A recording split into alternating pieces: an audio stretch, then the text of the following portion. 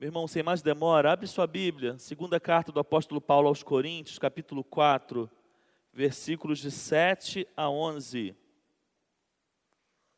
Segunda carta do apóstolo Paulo aos Coríntios, no capítulo 4, versículos de 7 a 11. Diz assim a palavra de Deus: mas temos esse tesouro em vasos de barro, para mostrar que este poder que a tudo excede provém de Deus e não de nós. De todos os lados somos pressionados, mas não desanimados. Ficamos perplexos, mas não desesperados. Somos perseguidos, mas não abandonados. Abatidos, mas não destruídos. Trazemos sempre em nosso corpo o morrer de Jesus, para que a vida de Jesus também seja revelada em nosso corpo. Pois nós que estamos vivos, somos sempre entregues à morte por amor a Jesus, para que a sua vida também se manifeste em nosso corpo mortal. Até aqui. Pai, nós oramos ao Senhor e mais uma vez pedimos, Pai, o direcionamento do Teu Espírito Santo, e que esta palavra, Deus, que nós lemos agora, o Senhor ministre sobre nós sejamos edificados sobre ela, por ela, para a honra e glória do Teu nome. Nós oramos em nome de Jesus. Amém.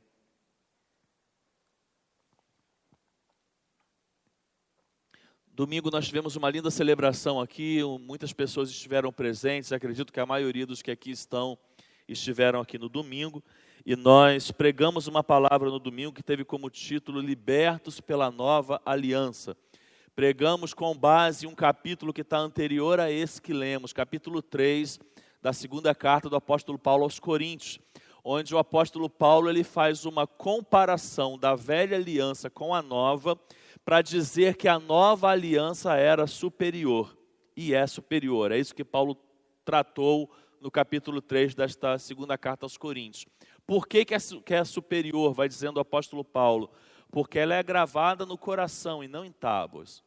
Então, quando você se converte a Cristo e você ingressa nessa nova aliança, você não necessita que leis e condutas, normas sejam escritas em tábuas. A lei de Deus ela é escrita no seu coração pelo Espírito Santo de Deus. Logo, essa aliança é superior, é isso que Paulo está dizendo. Superior, vai dizendo ele, porque ela conduz para a vida e não para a morte. E eu expliquei isso aqui no domingo passado, que quando a lei ela te mostra o pecado, ela não faz nada além de que te mostrar o pecado. E te mostrando o pecado, uma vez que você comete o pecado, a lei te condena. Você cometeu o pecado, você está errado perante a lei te condena. A nova aliança, então, ela não te conduz para a morte, porque quando o Espírito Santo de Deus entra em você, sela você no momento da sua conversão, ele conduz você para que você vença o pecado, porque ele é a força de Deus em você. Então, ele é uma nova aliança, essa aliança em Cristo é uma nova aliança que nos conduz para a vida, sobretudo para a vida eterna, diferente do que era a antiga. E com base lá no texto de Moisés que eu citei, Paulo vai dizendo que a nova aliança ela é superior, porque ela traz um brilho permanente e não um brilho temporário. Então Moisés, por mais que Paulo cita, por mais que ele tivesse contato com a glória de Deus e tivesse seu rosto brilhando, quando ele se afastava o rosto se apagava. E segundo Paulo, na nova aliança, o brilho ele é permanente porque o brilho é de Cristo, e Cristo é superior a Moisés. Então Paulo logo vai dizendo, a nova aliança ela é superior à antiga. E aí, com base nisso, ele diz que a nossa suficiência vem de Deus.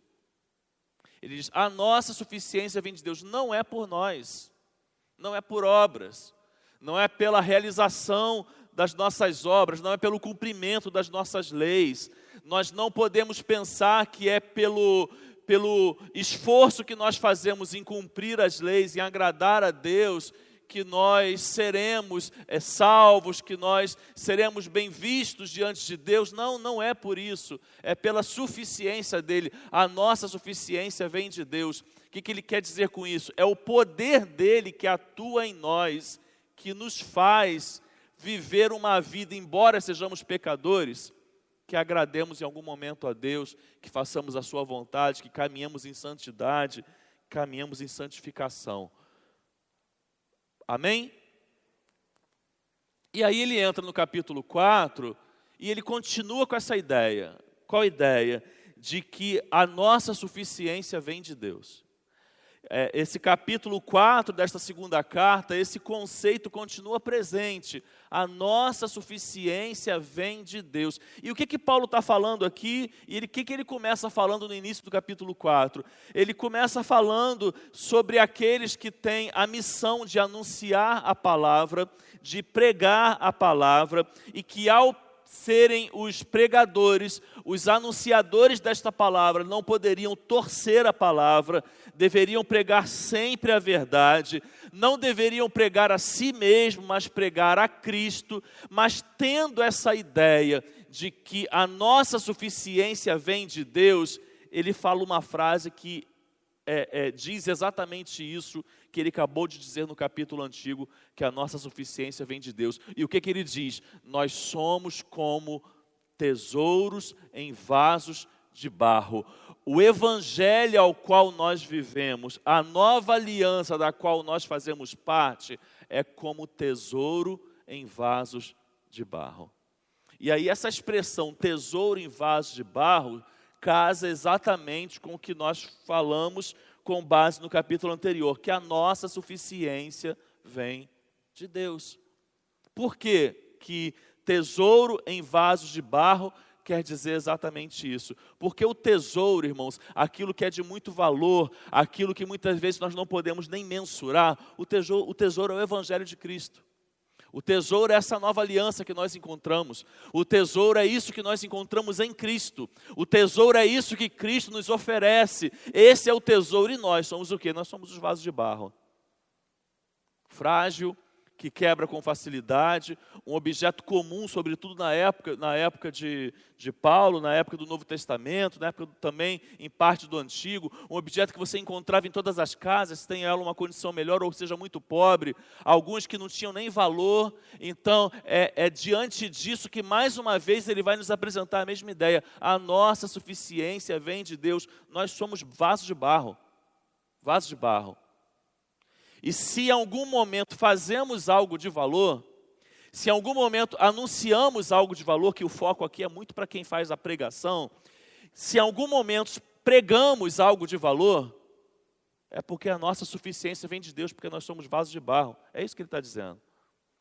Então, não quero só apenas trazer para o contexto, né, do pregador, porque todos nós somos anunciadores do Evangelho. Então, essa mensagem cai para todos nós. Mas, se fôssemos trazer exatamente para esse contexto, eu poderia dizer sem facilidade aqui para vocês, amparado por esta palavra.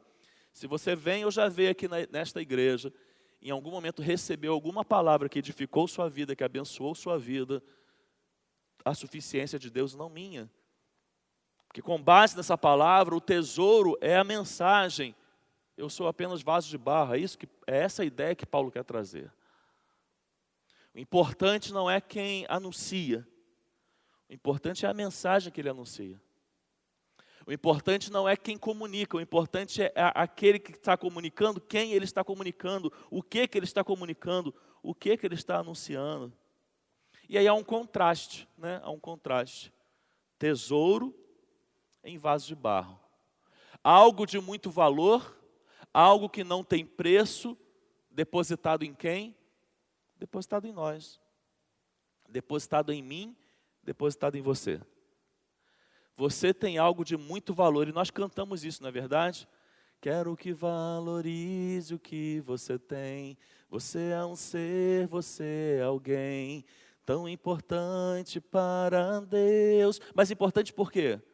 Porque Ele está em você, porque Ele depositou desse tesouro em você, porque nós sem Ele e nós com Ele somos vasos de barro, mas se temos algo de valor, é porque a nossa suficiência vem dEle. Essa é a ideia, irmãos.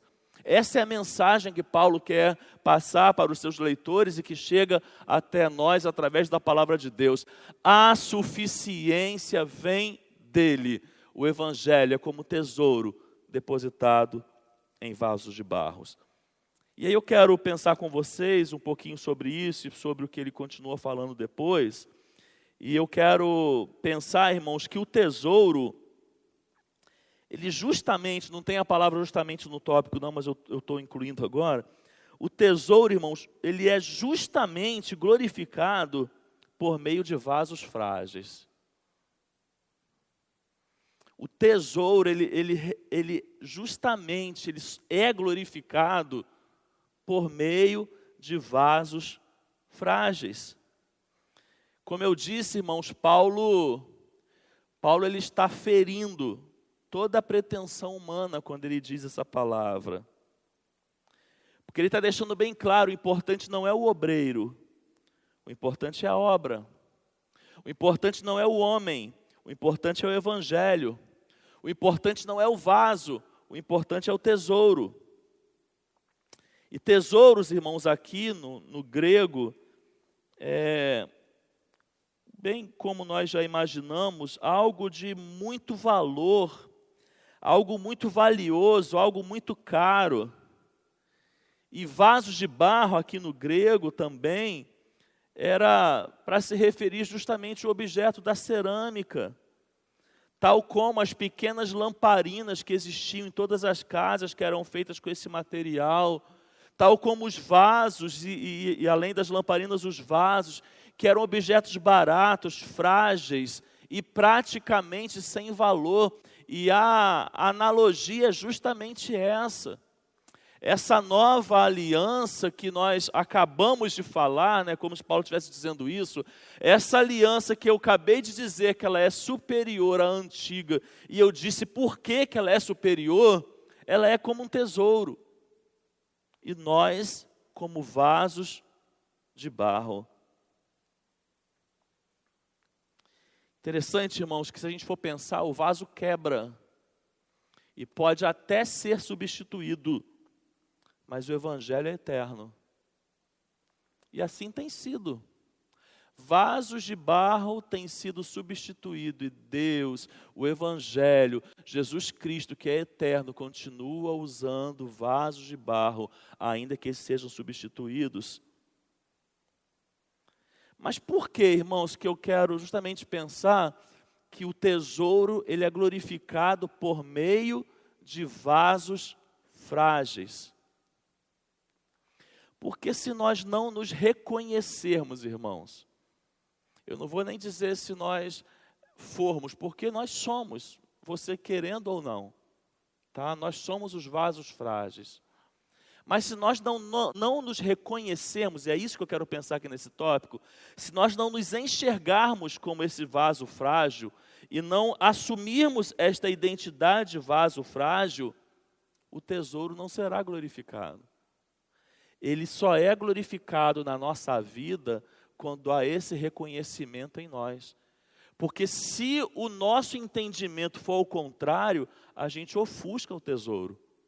Ou a gente tenta ofuscar o tesouro. Ou a gente esconde o tesouro e tenta mostrar o vaso. Então, nós falamos muito isso, né? Que o nome de Deus seja glorificado. Nós falamos isso na nossa oração. Que o evangelho de Cristo seja glorificado. Acabamos de ler um texto, vou pregar, Pai, que o Teu Espírito Santo ministre essa palavra no nosso coração e que o Teu nome seja glorificado. Mas como que esse nome, como que esse evangelho, e dentro do que Paulo fala, como que essa nova aliança será glorificado? Será glorificado por meio das nossas vidas, no momento que nós nos enxergamos, nos reconhecemos e vivemos dentro do entendimento de que nós somos vasos frágeis, mas a despeito de nós sermos vasos frágeis, há um tesouro de um valor inigualável dentro de mim e dentro de você. Tem uma ilustração que diz que o embaixador estava fora do seu país, em um país distante, e ele precisava a todo momento passar informações, e às vezes informações muito sigilosas, para as autoridades do seu país. Então ele tinha uma estratégia para passar essas informações. E diz a ilustração que quando ele tinha algo confidencial, ele preparava um malote, colocava essas informações, esses documentos dentro do malote, em um avião particular, pegava esse malote no país que ele estava e trazia para o país de origem. Ele nem cogitava em usar celular porque sabia já que poderia ser grampeado, então ele agia dessa forma. Só que a ilustração vai dizendo que quando esse embaixador tinha uma informação, vamos pensar assim, que ela era ultra mega secreta, que ela era além do que é essa que ele mandava de malote, ele não mandava dessa forma. Sabe o que ele fazia? Ele pegava uma correspondência comum, colocava aquela informação dentro da correspondência comum e enviava nos meios convencionais de se enviar uma correspondência. Agindo desta forma, ninguém saberia, ou pelo menos desconfiaria, que ele estaria enviando algo tão valioso.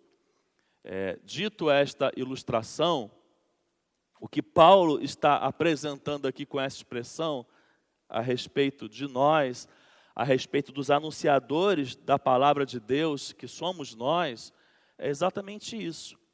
Nós somos um envelope convencional. Nem um malote nós não somos.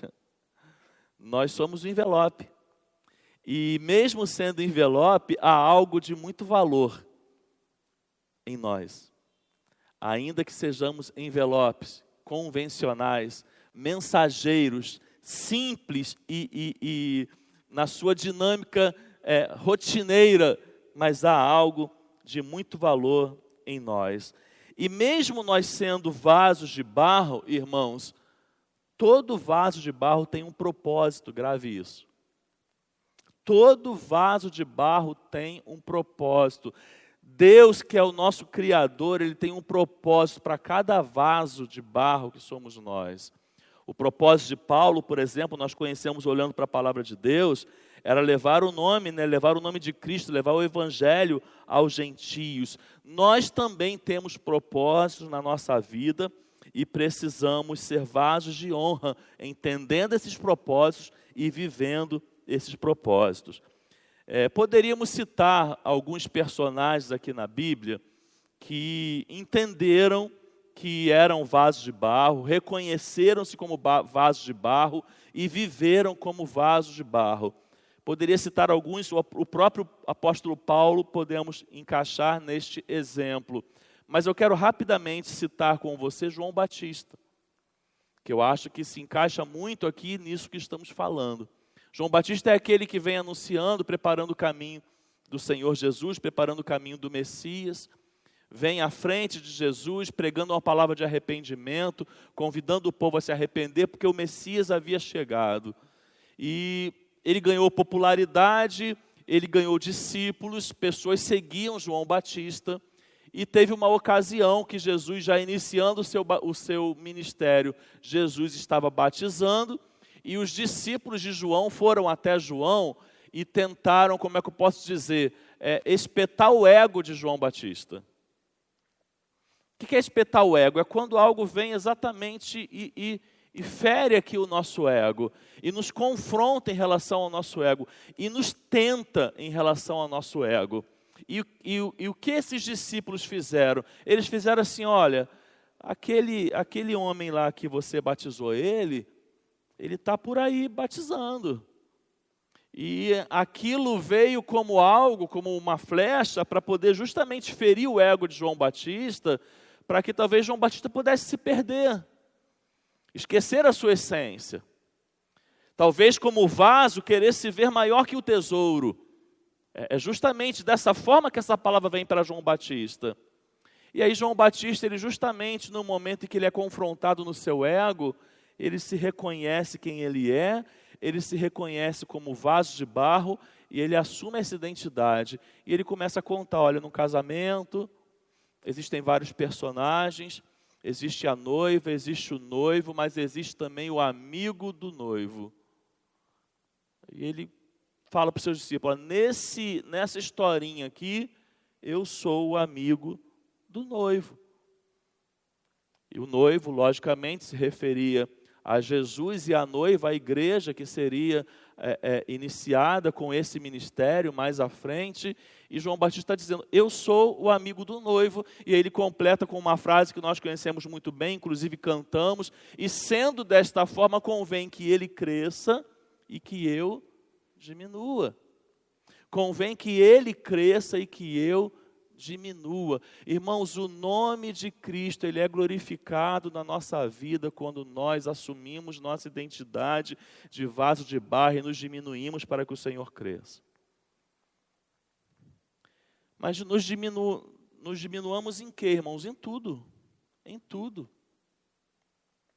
Em tudo aquilo que eu posso ser levado a conquistar e pensar que simplesmente fui levado a conquistar pela minha capacidade, pela minha habilidade, esqueço do agir de Deus, esqueço que por trás da minha vida tem um Deus abençoador, um Deus que me conduz, um Deus que dirige a minha vida, posso me perder em determinadas coisas que eu faço no meio da vida cristã, que talvez possa receber elogios, possa até fazer bem, porque o Espírito Santo me capacitou com um dom, e Ele usa a minha vida, eu sou um instrumento dele, e aí em determinadas situações nós podemos nos perder, podemos facilmente nos colocarmos numa posição que não deveríamos nos colocar, diminuímos o tesouro para poder fazer com que apareça o vaso, mas o nome de Deus, o Evangelho, a nova aliança a qual fazemos parte, ela é glorificada por meio de vasos frágeis. Todas as vezes que você estiver fazendo qualquer coisa, meu irmão, se você quer que o nome de Cristo seja glorificado, se você quer que o Evangelho de Cristo seja glorificado,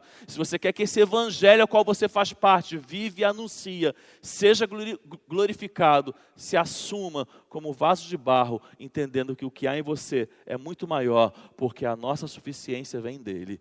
É essa a ideia, é essa a mensagem. E eu quero pensar também com os irmãos que os vasos frágeis, eles são protegidos, guardados, vou incluir esta palavra também, por meio do tesouro. Assim como, irmãos, eu disse que o tesouro é glorificado através dos vasos frágeis, o tesouro depositado nos vasos frágeis que somos nós, é o motivo também de nós sermos guardados, protegidos, porque há em nós esse tesouro. E aí é isso que ele passa a dizer a partir do versículo 8, quando nós lemos, após dizer que nós somos como tesouro, que o Evangelho é como tesouro em vaso de barro em nós, a partir do versículo 8 ele começa a fazer um contraponto. Percebam, de todos os lados somos pressionados, mas não desanimados. Aí ficamos perplexos, mas não desesperados. Somos perseguidos, mas não abandonados. Abatidos, mas não destruídos. Percebo que em tudo ele fala, somos isso, mas não somos aquilo. Isso aqui pode acontecer conosco, mas isso aqui não acontece. Por quê? Por que há algo que ainda que determinada coisa aconteça em nossa vida, uma não acontece? Porque há algo nos guardando. Há algo nos livrando, há algo nos conduzindo e nos protegendo. E o que é que nos protege? O tesouro. Então podemos ser isso, mas isso aqui nós não seremos. Podemos passar por isso, mas isso aqui nós não passamos. Podemos viver isso aqui, mas se somos vasos de barro e nos reconhecemos como vaso, esse tesouro nos livra, esse tesouro nos guarda. E aí eu quero pensar com você que como que ele age em nós, como que ele nos guarda. Por exemplo, não permitindo que nós sejamos angustiados, ainda que sejamos atribulados. E o que diz o versículo? Em tudo somos atribulados, porém não angustiados. Perceberam que é justamente isso que ele está dizendo? Ele está dizendo que há uma permissão de Deus para que algo aconteça, mas se estamos nele, como vaso de barro, esse tesouro está em nós, não há uma permissão para que determinada coisa aconteça. Qual é a permissão aqui? De Deus, a tribulação. Podemos e somos, o que ele vai dizendo? Atribulados, mas não somos angustiados. Interessante. Por quê? A palavra nessa tradução que eu usei, atribulado, e fazendo um contraponto com angustiado, atribulado, irmãos, tem a ver com aquilo que está ligado ao nosso exterior. E o angustiado é o que está ligado ao nosso interior. Então, nós somos atribulados. As tribulações, elas nos cercam, elas chegam até nós e elas movem no nosso exterior. Então, você pode ser atribulado na sua casa, você pode ser atribulado na sua vida, você pode ser atribulado na sua vida ministerial, você pode ser atribulado no seu trabalho, e tudo isso está ligado àquilo que está ao seu exterior, está à sua volta. Mas você é o quê? Você é vaso de barro. E há o que em você? Há um tesouro. Então você pode ser atribulado, mas você não é angustiado. O que a palavra de Deus está nos dizendo, irmãos? Isso pode mover no seu exterior, mas no seu interior não. Se você está no lugar certo, da forma certa, e há um Deus agindo na sua vida, através de um tesouro que tem em você, há uma permissão para que determinada circunstância você viva, mas tem um limite, aqui ele não chega. E o que justifica nós vivermos tantas coisas, passarmos por tantas coisas, mas aquilo não mudar quem nós somos? Por que não muda? Porque não toca no nosso interior. Pode tocar no meu exterior. Pode trazer tribulação na minha casa. Pode trazer tribulação na minha vida. Pode me deixar atribulado circunstancialmente, mas não atinge o meu interior, não muda a minha essência, não muda quem eu sou, porque eu posso ser atribulado, mas eu não sou angustiado. E por que eu não sou? Porque há um tesouro que me guarda, há um tesouro que me livra, é isso que ele está dizendo. E ele continua agindo em nós, não permitindo que fiquemos desanimados, ainda que perplexos. E aí ele continua nessa ideia, perplexos sim, desanimados não.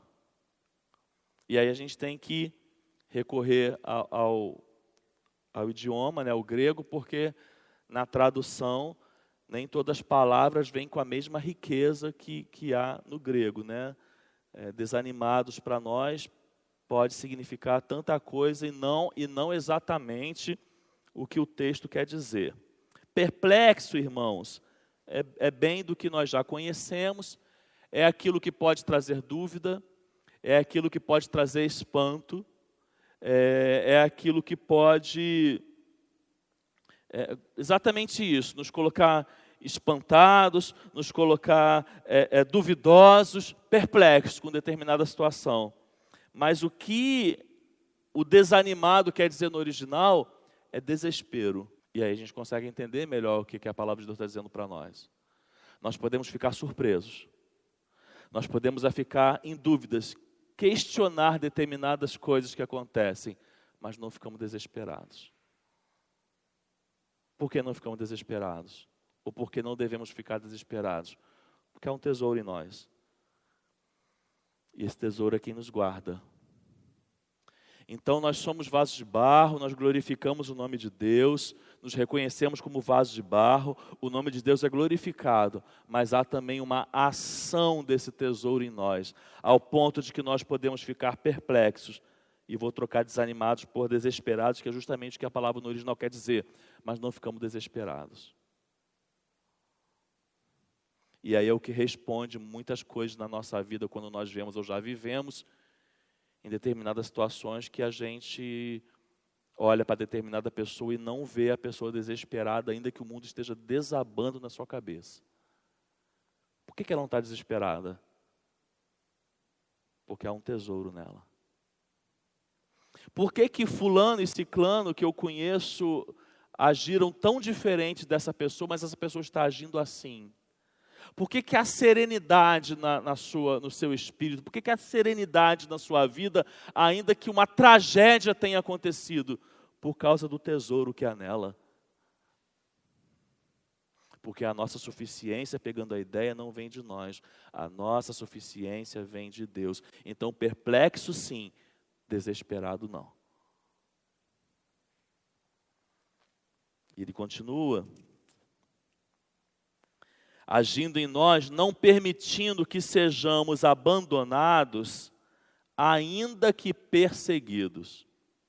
E mais uma vez a ideia, perseguido, sim, abandonado, não. Há um tesouro em você, perseguido sim, abandonado não. Esse perseguido aqui, ele traz a ideia do que realmente nós pensamos, da ideia de que alguém está em fuga e tem outro atrás, correndo, querendo pegar, querendo caçar. Só que se a gente for pensar, quem está em fuga, pensa comigo, geralmente está fugindo porque está em menor número, está fugindo porque às vezes está sozinho diante de um problema muito grande, ou seja, está fugindo porque tem algo muito maior diante dele.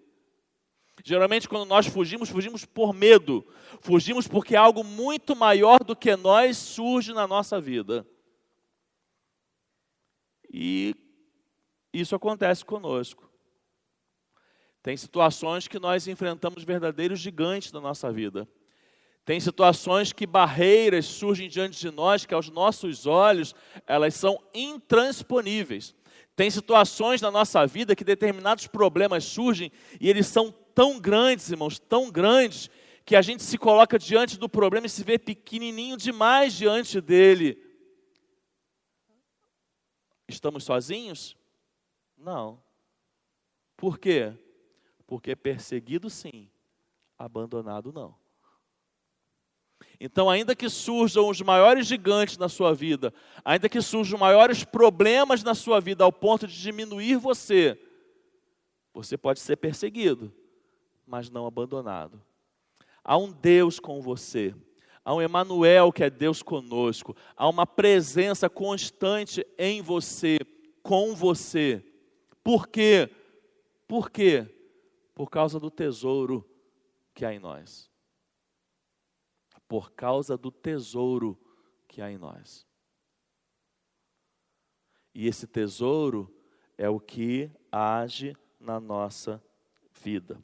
E aí, terminando esse contraponto, Paulo vai dizer que esse tesouro age não permitindo que sejamos destruídos, ainda que derrubados. Mais uma vez a ideia, derrubado, sim. Destruído, não. E aí você vai buscar o significado também no original. A palavra usada aqui no grego para derrubados, olha só, irmãos, traz a ideia de alguém que foi violentamente atingido. Foi violentamente atingido, não foi só atingido não, o derrubado. Foi violentamente atingido, mas a outra palavra que é o destruído, traz a ideia de quem pereceu, de quem acabou. E aí nós entendemos que nós podemos ser derrubados, como acabei de ler, violentamente atingido, e podemos até mesmo cair, mas não desfalecemos. Por quê? Por causa do tesouro que há em nós. Então somos derrubados, mas não somos desfalecidos. Levantamos, seguimos em frente e continuamos a caminhada por causa do tesouro que há em nós. Então é essa a ideia que o apóstolo Paulo constrói. Vamos resumir aqui para que você consiga fixar e sair daqui com esse ensinamento. O Evangelho é como tesouro em vasos de barro. A nova aliança que ele apresentou, que é superior à antiga, é como tesouro em vasos de barro. Algo de muito valor depositado em nós, frágeis, pequenos e de pouco valor que somos. E é justamente desta forma, caminhando desta forma, que esta nova aliança, que este evangelho, ele é glorificado. É justamente assumindo a identidade de vaso de barro que eu glorifico esse evangelho, porque a suficiência vem dele e não minha. Só que, da mesma forma, Esses vasos frágeis que somos nós, somos protegidos e guardados por esse tesouro. Há um tesouro em nós. E esse tesouro em nós nos traz poder que nós sozinhos não teríamos. É isso que ele está dizendo. Este tesouro em nós, ele nos traz força que por nós não temos. Ele nos coloca em condições que sozinho não conseguiríamos nos colocar. E aí, por causa desse tesouro que há em nós, nós podemos ser atribulados, angustiados não.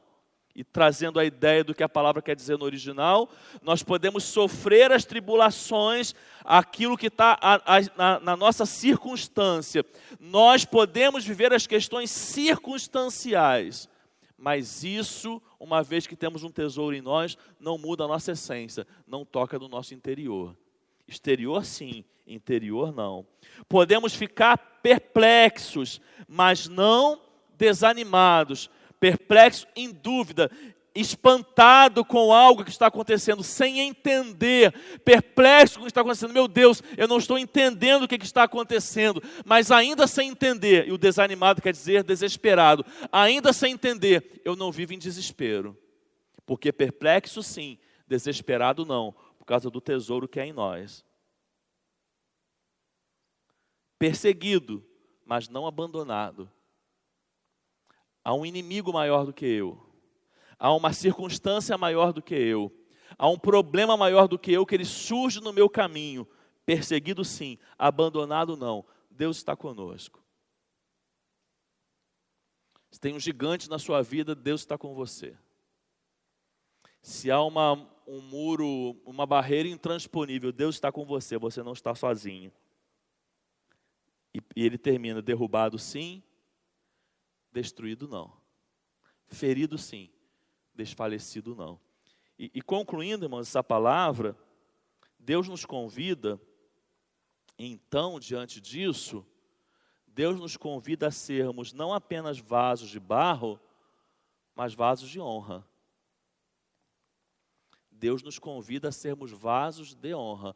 E eu finalizo esse último tópico com o texto do próprio apóstolo Paulo, agora escrevendo a Timóteo, no versículo 20, que ele diz: ora, numa casa grande, não há somente utensílios de ouro e de prata, há também de madeira e de barro. Alguns para a honra, outros, porém, para a desonra. Vamos ler juntos?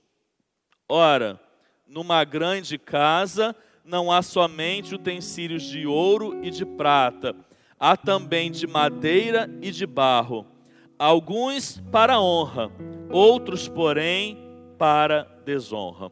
Então, quando Paulo está escrevendo a Timóteo, nós saímos lá de Coríntios, Paulo está escrevendo a Timóteo, ele está falando sobre vasos de honra e vasos de desonra. E ele estava se referindo a dois grupos de pessoas no qual estavam no contexto dessas palavras.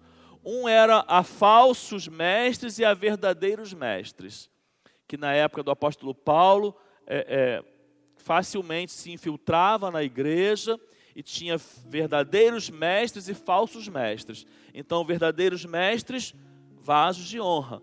Falsos mestres, vasos de desonra. Mas ele também está se referindo aos próprios cristãos que estavam na mesma casa, na mesma comunidade de fé. Mas, pastor, na mesma comunidade de fé, vaso de honra e vaso de desonra? Sim, irmãos. Jesus nos ensinou sobre o joio e o trigo. Jesus nos falou que, quando Ele vier na volta de Jesus, nem todos que dizem Senhor, Senhor, entrarão no reino dos céus. Então, na vida cristã também pode haver vaso de desonra. E eu quero fechar essa palavra com você pensando nisso, porque se inquestionavelmente eu sou vaso de barro, porque eu digo que você querendo ou não você é, porque você não tem poder para nada que se coloca maior do que você não tem problema para agir no impossível, você não tem problema para curar a si mesmo, você não tem problema para resolver por si só as suas adversidades. Nós somos frágeis, então você querendo ou não, nós somos vasos de barro. Então, uma vez que inevitavelmente somos vasos de barro, que sejamos vasos de honra. Que sejamos vasos de honra. E dentro dessa palavra que eu preguei, o que seria ser vaso de honra? O que é ser vaso de honra dentro dessa palavra que eu preguei? Vaso de honra é aquele que entende que a suficiência vem de Deus e não de nós. Vaso de honra é aquele que entende que o poder vem dele, não de mim. Vaso de honra é aquele que atribui a ele, não a si próprio. Vaso de honra é aquele que consegue viver confiado no poder dele, não no seu. É que recorre ao recurso dele, não ao seu próprio recurso. É que se ampara na força dele, não na sua. Esse é um vaso de honra. Mas o que mais é um vaso de honra dentro do que pregamos? É aqueles que entendem que é justamente essa nossa fragilidade que destaca o tesouro. Não é minha força que destaca o tesouro. Imagine, irmãos, olha só. Imagine que eu chegasse aqui e eu fosse pregar um sermão e eu falasse: olha, irmãos, eu tenho tantos anos de estudo em teologia, eu tenho mestrado, eu tenho doutorado, eu tenho pós-doutorado, eu tenho mais três graduações, todas nessa área, eu tenho cursos de oratória, eu sei exatamente como me expressar, como me ocupar, né, no palco e como falar em público, como falar para pessoas.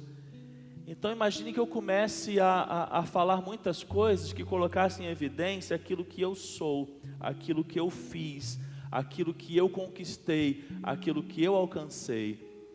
O que aconteceria com o tesouro? Ele ficaria escondido. Ele ficaria escondido, porque estaria nesse momento tendo uma evidência ao vaso e não ao tesouro. E quando nós entendemos no primeiro momento que a nossa suficiência vem dele, é esse entendimento da nossa fragilidade, irmãos, que glorifica o nome dele. Porque quando você for testemunhar para alguém, você não vai dizer que foi porque você fez isso e aquilo, você vai dizer porque foi ele que fez na sua vida. Então, quando eu conquisto algo que eu esperava muito, em primeiro lugar eu vou dizer que foi porque ele me abençoou. Então, quando eu evidencio a minha fragilidade, junto com a minha fragilidade, eu glorifico e eu destaco o tesouro. Isso é muito sério, irmãos, porque a gente, entendendo isso, deveria fazer questão de mostrar as nossas fragilidades. Só que o que a gente não faz é justamente isso, a gente quer esconder a nossa fragilidade. A gente vive a todo momento, principalmente na vida cristã, querendo esconder a fragilidade, quando na verdade nós deveríamos expor a nossa fragilidade. A comunidade de fé que é a igreja deveria ser um lugar onde todos facilmente conseguissem expor as suas fragilidades. Quanto mais pessoas estivessem aqui em nosso meio expondo as suas fragilidades, mais o nome de Deus seria glorificado. Porque é na sua fragilidade que eu vou olhar para você e falo: realmente não é por você, é porque a suficiência vem dele. É quando você olha para a minha vida e você me conhece, você sabe das minhas fragilidades, que você vai olhar para a minha vida, ainda que seja um pastor, e vai dizer: realmente não é por você, é porque a sua suficiência vem dele. Então a igreja deveria ser um lugar onde todos nós deveríamos ter a maior facilidade de expor as nossas fragilidades. E quanto mais nós tivéssemos coragem de expor as nossas fragilidades, mais ainda o nome de Deus seria glorificado, o Evangelho de Cristo seria glorificado, porque Ele é poder de Deus na nossa fraqueza, Ele é suficiência de Deus na nossa fraqueza. Quando você é fortalecido por esse tesouro, que, como eu disse, te permite ser perseguido, mas não abandonado, derrubado, mas não destruído, quando você é fortalecido por esse tesouro, ele serve de testemunho para todos aqueles que possam olhar para a sua vida, e olhando para a sua vida vão dizer: realmente foi, é e será o poder de Deus. Está vivendo algo muito difícil, mas há uma força em você que não vem de você, porque há um tesouro em você. Vai ter alguém te olhando para poder dizer: realmente há uma diferença, porque há um Deus na vida dessa pessoa, há um Deus nessa família, há um Deus nessa casa, há um Deus nessa vida, há um tesouro em nós. Para terminar, quando penso sobre barro, penso na palavra que o Senhor certa vez quis dizer ao seu povo e disse através do profeta Jeremias. Quando o Senhor chegou a Jeremias e falou para ele: Jeremias, vá à casa do oleiro, e chegando lá, fique atento porque eu tenho algo para comunicar para o meu povo. Eu entendo assim: olha, Jeremias, fica sensível, porque eu vou falar com você na casa do oleiro, e você vai falar ao povo em meu nome. E aí Jeremias vai à casa do oleiro, e quando ele chega à casa do oleiro, o que ele vê à casa do oleiro? Ele vê o oleiro trabalhando na roda, e pegando barro, e moldando os vasos, e concluindo os vasos. Em algum momento o oleiro, ele errava a mão lá, acontecia alguma coisa, o barro desmanchava, mas ele pegava de novo, fazia, terminava o vaso, colocava, e naquele momento ali, sensível à voz de Deus, Deus fala com o profeta, e fala o quê? Por que a nação de Israel não se coloca diante de mim, tal como esse vaso está nas mãos do oleiro? Por que o meu povo não se permite ser moldado, reconstruído, quantas vezes for, trabalhado, para que ele seja finalizado da forma que eu quero? Se somos, irmãos, vasos de barro, inevitavelmente somos, que sejamos vasos de honra, que sejamos vasos moldáveis, que sejamos vasos que estejamos sensíveis à mão do oleiro, para que ele possa nos moldar, nos refazer, nos construir e nos reconstruir da maneira que ele quer, para que sejamos aquilo que ele deseja. Você pode dizer amém?